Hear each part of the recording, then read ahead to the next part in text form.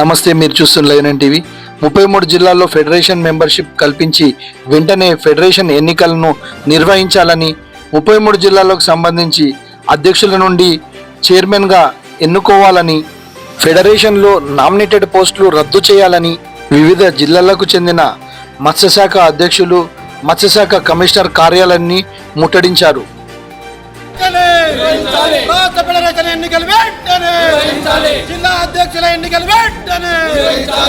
అధ్యక్షుల ఎన్నికలు వెంటనే, ఐక్యత, జిల్లా అధ్యక్షుల ఐక్యత, ఫెడరేషన్ ఎలక్షన్ వెంటనే నిర్వహించాలి, ఫెడరేషన్ ఎలక్షన్ వెంటనే నిర్వహించాలి. నమస్తేనా, నా పేరు పుట్ట బాలరాజు, నాది వనపర్తి జిల్లా చీఫ్ ప్రమోటరు. నేను కోర్టు ద్వారానే ఎలక్ట్ అయినా.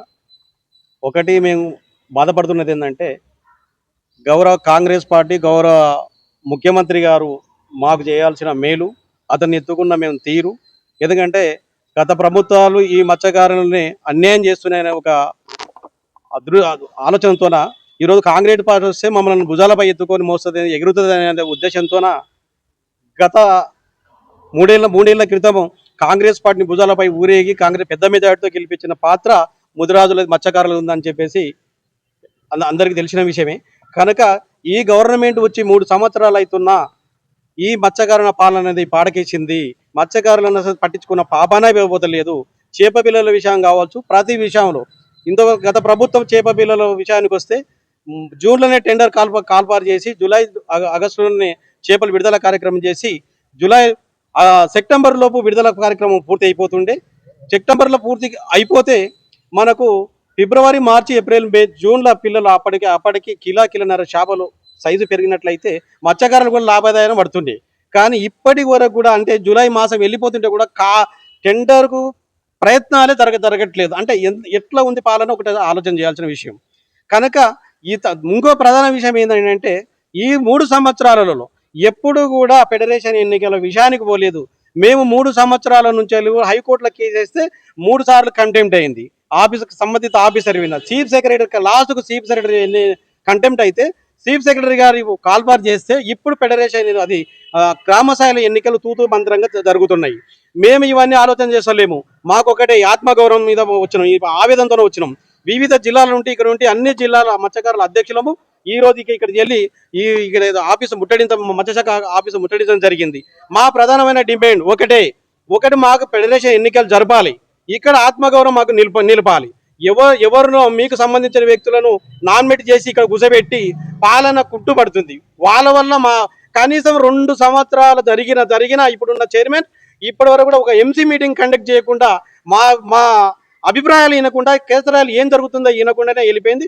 ఇప్పటికి కూడా ఎవరైనా చేస్తే అదే విధంగా జరుగుతుంది, మత్స్యకారులకు అన్యాయం జరుగుతుంది అని చెప్పేసి కూడా ఆలోచన చేస్తూ మా 33 మంది ఎవరైతే ఉన్నామో 33 మంది జిల్లాల అధ్యక్షులు, చీఫ్ ప్రమోటర్లు ఎవరిని ఒకటి ఎలక్ట్ చేసి ఇక్కడ రాష్ట్ర ఫెడరేషన్ అధ్యక్ష, ఉపాధ్యక్ష ఎన్నికలు జరిపి ఇక్కడ వాళ్ళని కూర్చోబెడితేనే మాకు ఆత్మగౌరవం మిగులుతుంది. కనుక మేము ఇప్పటికి కూడా గౌరవ మంత్రివర్యులను కావచ్చు, గౌరవ సీఎం గారిని కావచ్చు చేతులెత్తి నమస్కరిస్తున్నాం. మమ్మల్నే ప్రెసిడెంట్లు 33 మంది జిల్లా ప్రెసిడెంట్ల ఎన్నికలు జరిపి ప్రెసిడెంట్లు చేయండి తప్ప నామినేట్ పదవులకు చేయొద్దని చెప్పేసి మేము ఈ వేదిక ద్వారా మీకు తెలుపుతున్నాం. నిదాన్ని కూడా మీరు మా మాట కాదని మమ్మల్ని అగౌరవపరిచి మమ్మల్ని జిల్లాల ప్రెసిడెంట్లు చేసి ఇక్కడ వేరే వాళ్ళని తెచ్చి ప్రెసిడెంట్ కూర్చోబెట్లయితే ఈ రోజు దీంతో ఇప్పటికి ఈ 33 మందితోనే ఇక్కడ ధర్నా జరిగింది. రేపు భవిష్యత్తులో వేల మందితోన ఇదే ఆఫీసు ముట్టడిస్తాం, అసెంబ్లీ ముట్టడిస్తాం, సెక్రటేరియట్ ముట్టడిస్తాం. మళ్ళీ వేదానికి సిద్ధ మేము అవసరమైతే నిరాహార దీక్షం, ఆమరణ నిరాహార దీక్షలను చేసి మా హక్కులను సాధించుకుని వెనకాడమని చెప్పేసి కూడా మేము ఈ వేదిక ద్వారా తెలియజేస్తున్నాం. ఇప్పటికైనా మీరు కళ్ళు తెరిచి మత్స్యకారులను దృష్టిలో పెట్టుకోండి. మత్స్యకారులను మీరు ఎప్పుడైతే మీరు ఆదరిస్తారో మీ గవర్నమెంట్ కూడా రాబోయే భవిష్యత్తులో మీకు అవకాశాలు ఉంటాయని చెప్పేసి కూడా మేము ఈ వేదిక ద్వారా తెలియజేస్తున్నాం. మీరు మత్స్యకారులను విస్మరిస్తే ఖబర్దార్ గవర్నమెంట్కి చెప్తా ఉన్నాం మేము. మీరు మత్స్యకారులను విస్మరిస్తే రాబోయే భవిష్యత్తులో మత్స్యకారులలో ఏందో మీకు మేము మా తడాకేందో కూడా మీకు చూపించే అవకాశాలు ఉంటాయని చెప్పేసి కూడా ఈ వేదిక ద్వారా చేస్తున్నాం. ఇప్పటికి కూడా చెల్లించగానే ఈరోజు ఈ ఇన్సూరెన్స్ కాల పరిమితి అయిపోయింది. ఇప్పటికి కూడా 25 మంది దాకా రాష్ట్రంలో చనిపోయి ఉన్నారు. వాళ్ళ పరిస్థితి ఏంది? వాళ్ళకి ఎవరిస్తారు ఈ ఇన్సూరెన్స్ డబ్బులు? ఇప్పటికైనా మీరు దృష్టిలో పెట్టుకొని జూన్ 1 నుండి ఎవరు చనిపోయినా వాళ్ళకు కూడా గవర్నమెంట్ ఇన్సూరెన్స్ ఇయ్యదు కనుక గవర్నమెంటే మీరు ఎక్స్రేసే ఇచ్చి వాళ్ళ కుటుంబాన్ని ఆదుకోవాలని చెప్పేసి కూడా ఈ వేదిక ద్వారా తెలియజేస్తా ఉన్నాం. ఇంకోటి మాకు ఆత్మగౌరవ సభ ఇప్పటికి 3 సంవత్సరాలు అవుతున్నా రాష్ట్ర ఫెడరేషన్ లో సభ్యత్వం కల్పించలేదు. మాకు రాష్ట్ర ఫెడరేషన్ సభ్యత్వం కల్పించి మేము ఎలక్టెడ్ పర్సన్ చీఫ్ ప్రమోటర్ అయిన ఆ రోజు మేము నామినేట్ కాలేదు. మేము ఏదో ఏకగ్రీవంగా కాలేదు, ఎలక్షన్ ద్వారా వచ్చినాం. మేము కనుక మాకు ఎలక్షన్ ద్వారా వచ్చినాం. మాకు రాష్ట్ర ఫెడరేషన్ లో మెంబర్షిప్ కల్పించండి, మీరు సంబంధిత అధికారులకు ఇష్యూ జారీ చేయండి. గౌరవ మంత్రివర్యులను కూడా చేతులెత్తి నమస్కరిస్తున్నాం, ముఖ్యమంత్రి వారికి చేస్తున్నాం. మమ్మల్ని మీరు ఒక చూపు చూడండి. మాది చిన్న జాతి, మా చిన్న బతుకులు మావి రాష్ట్రంలో అధిక జనాభా ఉన్న వాళ్ళం అయినా మాకు అన్ని రకాలుగా అన్యాయం జరుగుతుంది. మరి అన్యాయం జరిగితే ఏం జరుగుతుంది అని భవిష్యత్తులో నిరూపిస్తాం. మళ్ళీ దాన్ని ఇది కూడా ఆలోచన చేయండి అని చెప్పి కూడా ఈ వేదిక ద్వారా తెలియజేస్తా ఉన్నాం. ఈ వీడియో కనుక మీకు నచ్చినట్టయితే లైక్ చేయండి, షేర్ చేయండి, సబ్స్క్రైబ్ చేయండి, గంట సింబల్ పై క్లిక్ చేయండి.